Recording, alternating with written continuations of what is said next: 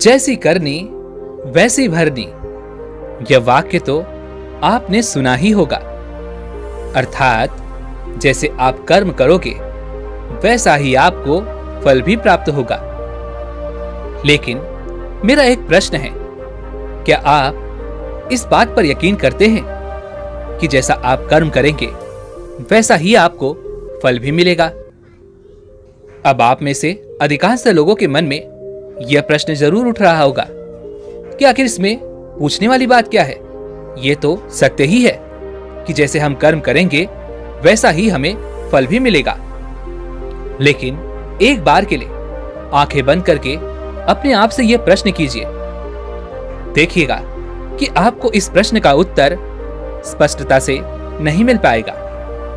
कहीं ना कहीं आपके मन में एक संशय जरूर होगा कि क्या यह बात सच है या झूठ।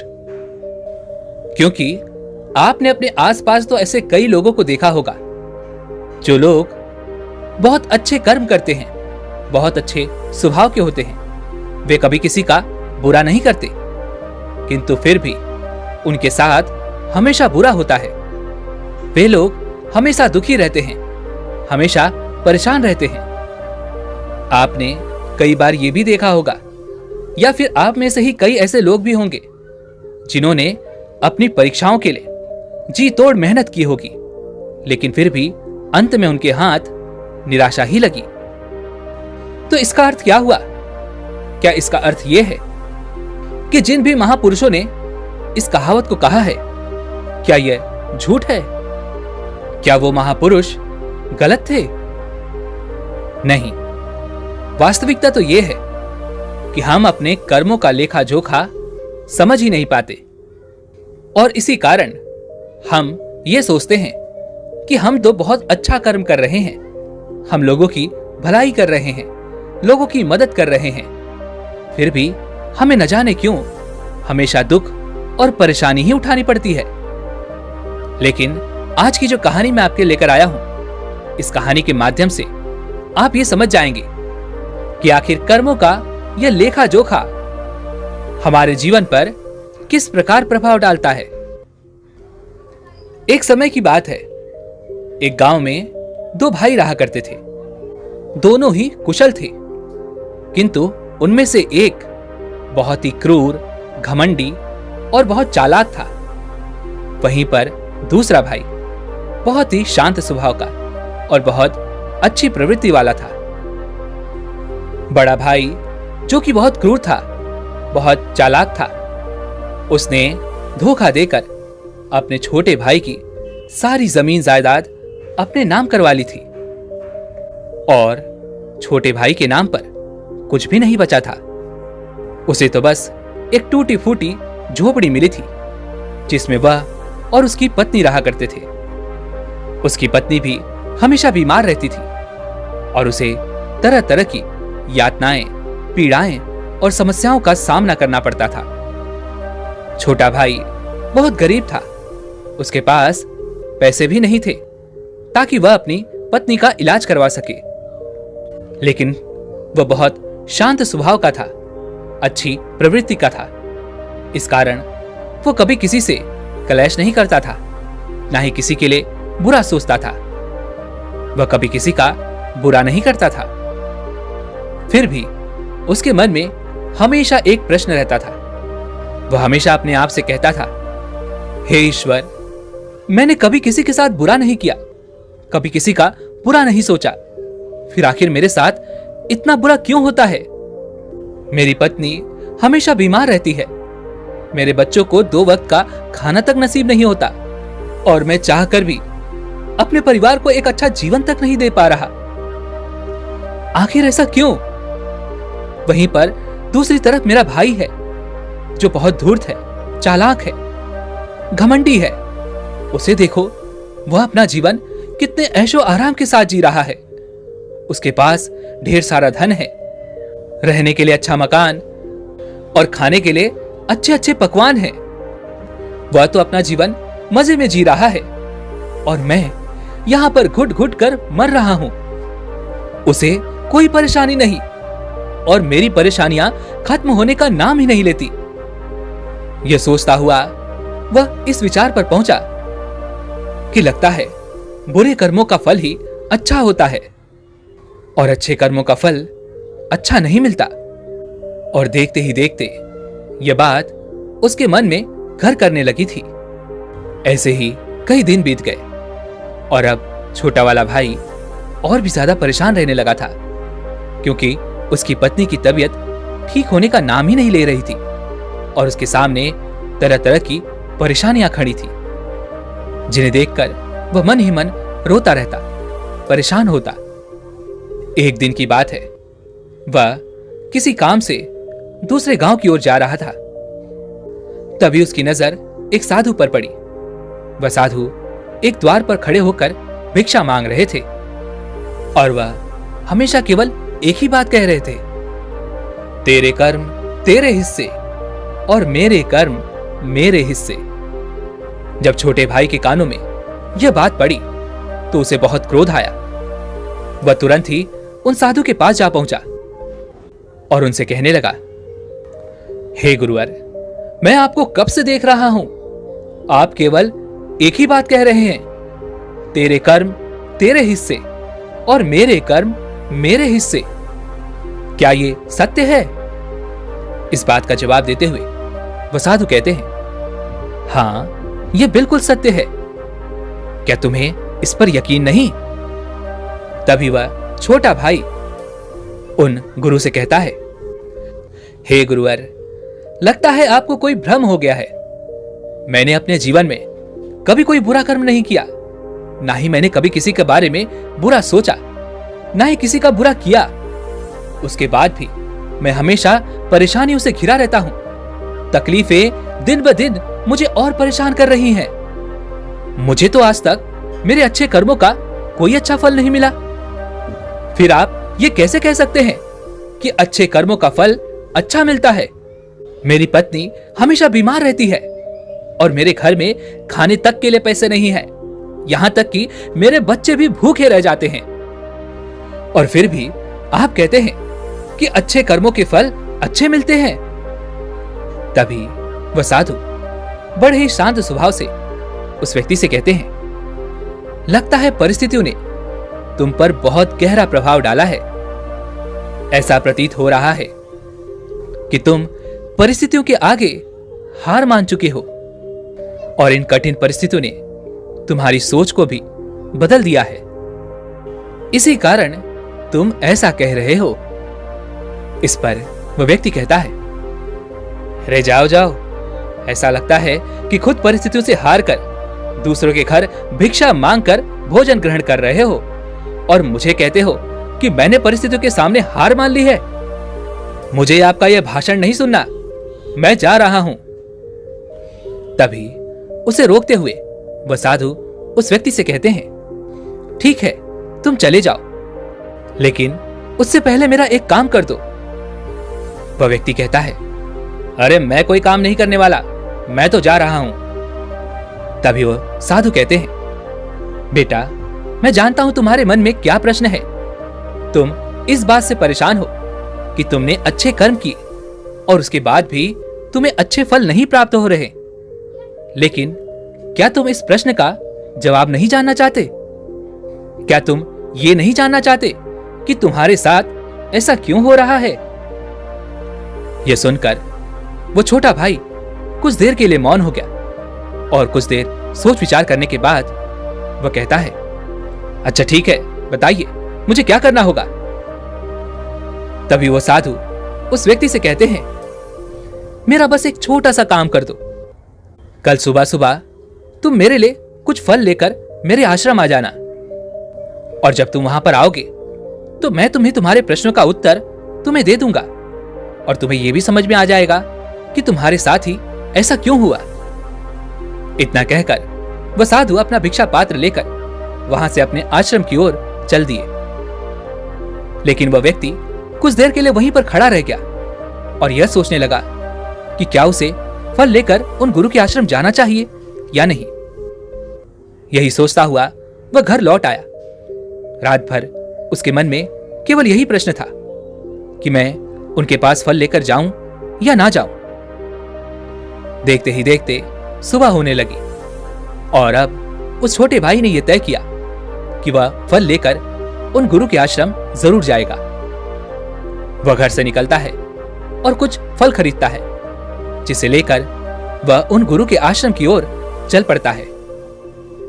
उन गुरु का आश्रम थोड़ी दूर पर था और उसका रास्ता पड़ोस के जंगल से होकर गुजरता था, इसलिए उस रास्ते पर कोई हलचल भी नहीं थी और जगह जगह पर लंगूर और बंदर दिखाई दे रहे थे। जब वो छोटा भाई फल लेकर उन गुरु के आश्रम जा रहा था, तभी उन बंदरों को देखकर उसके मन में यह विचार उठता है कि क्यों न यह फल वह उन बंदरों को खिला दे। लेकिन तभी उसे याद आता है कि उन गुरु ने उसे वो फल आश्रम लाने को कहा है, इसलिए वह जैसे तैसे अपने मन को मनाकर उन गुरु के आश्रम की ओर चल पड़ता है। और देखते ही देखते कुछ देर में वह उन गुरु के आश्रम पहुंच जाता है। वह उन्हें प्रणाम करके उनसे कहता है, ये देखिए, मैं आ गया और जैसा कि आपने कहा था कुछ फल लाने के लिए, वो भी मैं लेकर आया हूं। अब तो मुझे बता दीजिए कि आखिर मेरे साथ ही ऐसा क्यों होता है। तभी वह साधु मुस्कुराते हुए उस व्यक्ति से कहते हैं, बताता हूं, लेकिन उससे पहले तुम मेरे एक प्रश्न का उत्तर दो। तभी वह व्यक्ति कहता है, कौन सा प्रश्न? तभी वह साधु कहते हैं, जब तुम मेरे आश्रम की ओर आ रहे थे और तुम्हारे मन में जब यह विचार उठा कि तुम यह फल उन बंदरों को खिला दो, तो तुमने ऐसा क्यों नहीं किया? यह सुन वह व्यक्ति बड़ा आश्चर्यचकित हुआ। उसे यह समझ ही नहीं आ रहा था कि आखिर जो विचार उसके मन में उठा था वह उन साधु को कैसे पता चला। तभी वह व्यक्ति दोनों हाथ जोड़कर उन साधु से कहता है, हे गुरुवर, यह बात तो मेरे मन में थी, किंतु आपको कैसे पता चली कि मैं बंदरों को फल खिलाना चाहता था? तभी वह साधु मुस्कुराते हुए उस व्यक्ति से कहते हैं, बेटा, जरूरी यह नहीं कि मुझे यह बात कैसे पता चली, जरूरी तो यह है कि तुमने उन बंदरों को यह फल क्यों नहीं खिलाया। वह व्यक्ति कुछ देर के लिए सोच में पड़ गया और उसने हड़बड़ाते हुए उन साधु को जवाब दिया कि क्योंकि आपने मुझे यह फल आपके पास लाने के लिए कहा था। तभी वह साधु उस व्यक्ति से कहते हैं, बेटा, जिस तरह से एक बछड़ा हजारों गायों में भी अपनी मां को ढूंढ ही लेता है, ठीक उसी प्रकार कर्म कर्ता को ढूंढ ही निकालता है।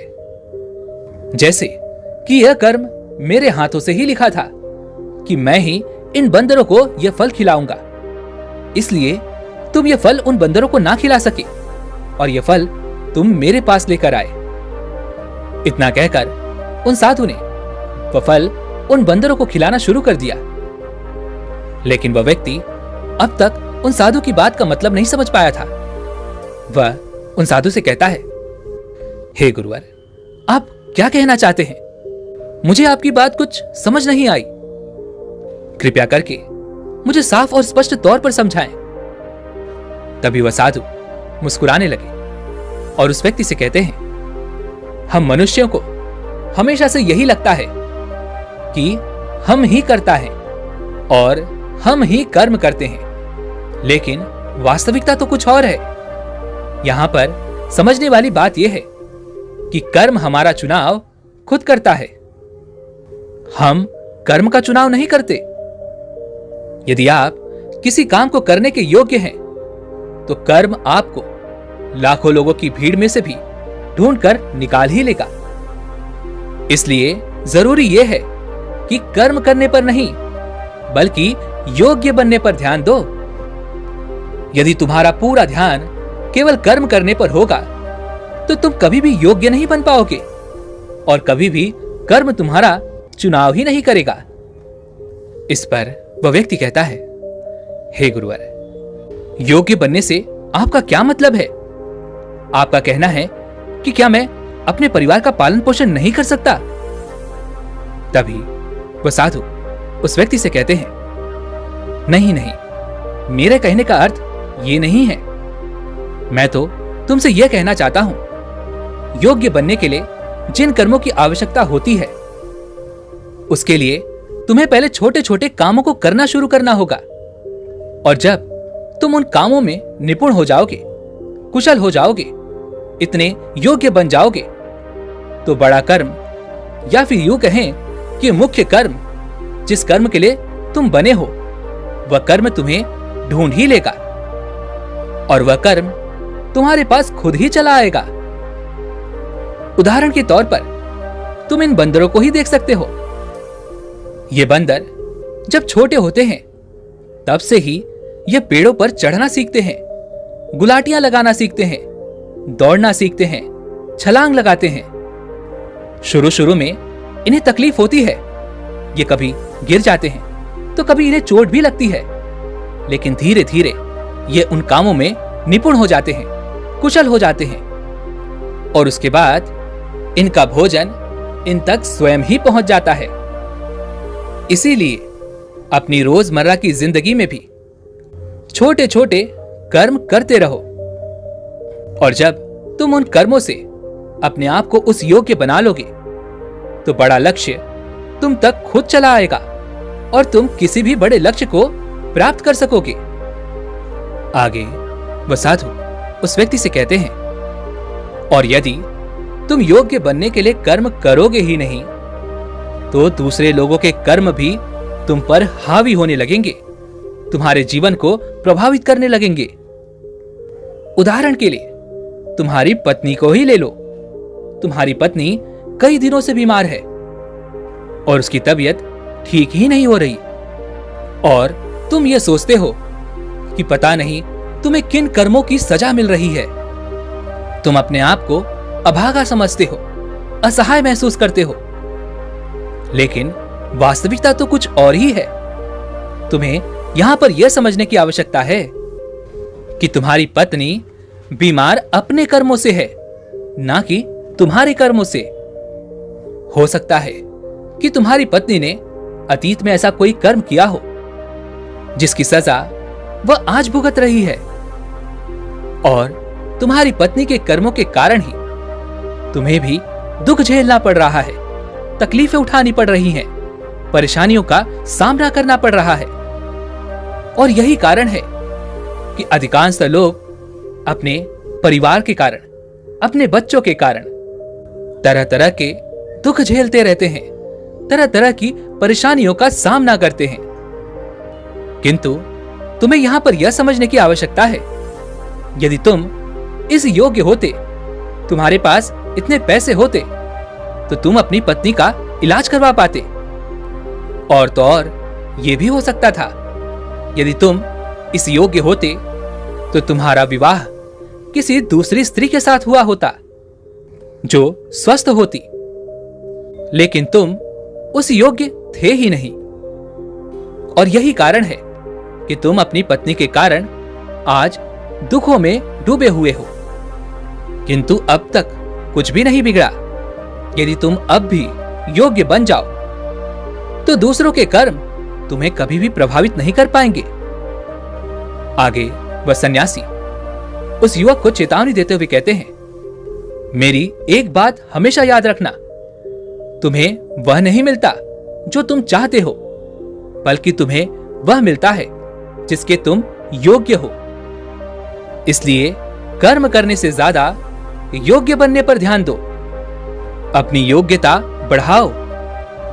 केवल कर्म का फल पाने के लिए कर्म मत करो और फिर तुम कभी भी इन परेशानियों से निकल नहीं पाओगे। तभी वह व्यक्ति उन साधु के सामने दोनों हाथ जोड़कर उनसे कहता है, हे गुरुवर, आप हमेशा योग्य बनने की बातें कर रहे हैं, किंतु आप ये नहीं बता रहे हैं कि मैं अपनी योग्यता को किस तरह से बढ़ाऊं ताकि मेरा मुख्य कर्म मुझे ढूंढ ले। तभी वह साधु उस व्यक्ति से कहते हैं, यह तो बड़ा ही सरल है, फिर भी लोगों के लिए यह बहुत कठिन हो जाता है। सबसे पहला उपाय यह है कि जो भी कर्म तुम कर रहे हो उस कर्म को कर कर भूल जाओ।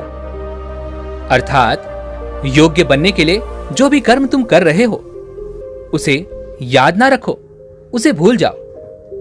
ये मत सोचो कि जो तुमने कर्म किया है उसका फल तुम्हें कब और क्या मिलेगा। इसीलिए तो कहा जाता है कि कर्म करो, फल की चिंता मत करो। यदि तुम्हारा मन हमेशा फल की चिंता में ही लगा रहेगा तो इसका अर्थ यह हुआ कि तुमने वास्तविक तौर पर कोई कर्म किया ही नहीं। और हम में से अधिकांशतः लोग यही गलती करते हैं। उन्हें लगता है कि वह एक अच्छा कर्म कर रहे हैं जिसका फल भी उन्हें अच्छा ही मिलेगा।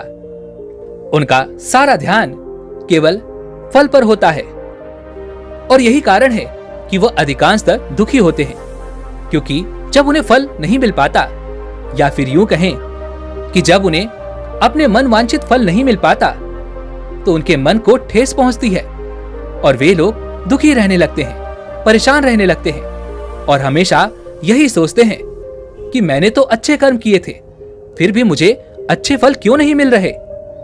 और उनका यही सोचना उन्हें अपने लक्ष्य से भटका देता है। हाँ, आप ये जरूर कर सकते हैं, अपना कर्म करने के बाद उसका आकलन जरूर करें, लेकिन फल की चिंता ना करें। तभी वह व्यक्ति उन साधु से कहता है, हे गुरुवर, आप कह रहे हैं फल की चिंता मत करो, लेकिन जो कर्म किए हैं उसका आकलन जरूर करो, ये कैसे संभव है। तभी वह साधु बड़े ही शांत स्वभाव से उस व्यक्ति से कहते हैं, भंते, जब तुम कोई कर्म करते हो तो तुम्हारे मन में हमेशा फल की चिंता होती है, जबकि तुम्हारे मन में फल की चिंता ना होकर यह चिंता होनी चाहिए कि जो भी कर्म मैंने किए हैं, क्या उस कर्म में मैंने अपना 100% दिया है या नहीं। जब मैं वह काम कर रहा था तो मेरा ध्यान पूरी तरह से उस काम पर था या नहीं, कहीं मेरा ध्यान भटक तो नहीं रहा था। यदि तुम इन चीजों पर विचार करोगे, यह प्रश्न खुद से करोगे, तभी वास्तविक तौर पर तुम खुद का आकलन कर पाओगे। और जब तुम पूरे ध्यान के साथ किसी कर्म को करोगे तो तुम्हारे ध्यान की शक्ति भी बढ़ेगी और तुम्हारे कर्म करने की योग्यता भी बढ़ेगी। किंतु यदि तुम यह सोचते हो कि तुम्हें तो केवल कर्म करना है और केवल यही सोचकर तुम कर्म करते चले जाओगे, तो तुम्हें कर्म का फल कभी प्राप्त नहीं होगा और ना ही तुम कभी योग्य बन पाओगे। इसलिए कर्म करने के बाद आकलन जरूर करो। ये देखो कि जब तुम वो कार्य कर रहे थे तो तुम्हारा ध्यान, तुम्हारा शरीर, तुम्हारा मन पूरी तरह से उस कार्य पर था या नहीं। तभी वह व्यक्ति एक बार फिर उन साधु से प्रश्न करता है और कहता है, हे गुरुवर, आप सही कहते हैं कि जब भी हम कोई कर्म कर रहे हो तो हमारा पूरा ध्यान उस कर्म पर होना चाहिए, लेकिन मैं जब भी कोई कर्म करता हूं तो मेरे मन में तरह तरह के विचार चल रहे होते हैं। मेरा मन विचारों से ग्रसित होता है, वह तरह तरह की बातें सोचने लगता है। तो ऐसे में मैं अपने मन को किस तरह से केवल एक ही कर्म पर टिका सकता हूं? क्या इसका कोई उपाय है? तभी वह साधु मुस्कुराते हुए उस व्यक्ति से कहते हैं, भंते, जब तुम कोई कर्म कर रहे हो और उसमें जब तुम अपना पूरा भाव लगा देते हो, अर्थात कर्म करते समय अपना पूरा भाव डाल देते हो, तो तुम्हारा मन, शरीर और तुम्हारे भाव उसी कर्म पर केंद्रित हो जाते हैं और तुम पूरी निष्ठा, प्रेम और सद्भाव के साथ उस कर्म को कर पाते हो, अर्थात अपना 100% दे पाते हो। और वहीं पर जब तुम केवल कर्म करने की सोच से ही कर्म करते हो तो तुम उसमें अपना भाव नहीं लगा पाते और ना ही तुम उसमें अपनी पूरी निष्ठा लगा पाते हो। इसी कारण वह कर्म कर्म नहीं रह जाता और ना ही उसका कोई फल तुम्हें प्राप्त होता है। आगे वह साधु उस व्यक्ति से कहते हैं, यदि कोई भी मनुष्य इन बातों को सही तरीके से अपने जीवन में उतारे, इन बातों को ध्यान रख के कर्म करे, तो वह अपने आप को योग्य बना सकता है। और एक बार जब वह योग्य बन जाता है तो कर्म उसे कहीं से भी खोज कर निकाल लेगा और वह जीवन में किसी भी सफलता को प्राप्त कर पाएगा। इतना कहकर वह साधु शांत हो गए और वह छोटा भाई भी अब यह समझ चुका था कि उसके अच्छे कर्मों का फल उसे अच्छा क्यों नहीं मिल रहा था। उसने उन गुरु को प्रणाम किया और वह वापस घर की ओर लौट गया। दोस्तों, उम्मीद है कि आपको आज की ये वीडियो जरूर पसंद आई होगी, तो लाइक और शेयर जरूर कीजिएगा और हमें ऐसे ही सपोर्ट करने के लिए चैनल को सब्सक्राइब और घंटी बटन को भी जरूर दबा दीजिएगा। तो चलिए फिर मिलते हैं ऐसी एक और वीडियो में। तब तक के लिए अपना ख्याल रखें। धन्यवाद।